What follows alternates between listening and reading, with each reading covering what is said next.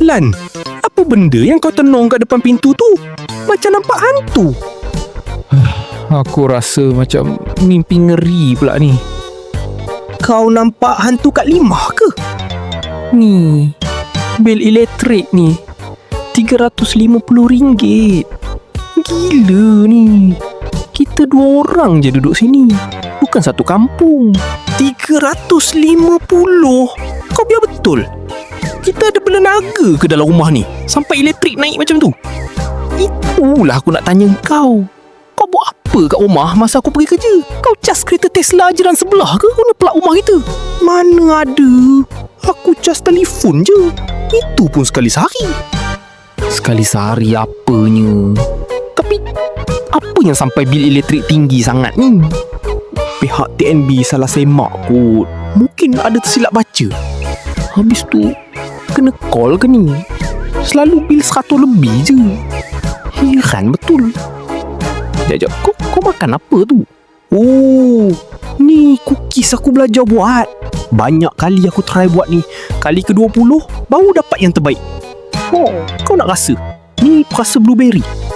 Wah, sedap ni. Boleh buka bisnes lah ni, Man. Jap, kau kata kau buat biskut ni kan? Haha, sedap kan? Aku belajar dengan mak aku macam mana nak buat. Hoi, kita mana ada oven? Kau bakar kuih pakai apa? Relax lah, Lan. Aku bawa oven mak aku dari kampung. Besar sikit, jadi aku letak dalam bilik aku. Patutlah bil elektrik melambung tinggi. Ni bil siapa nak bayar? Kejamnya kau.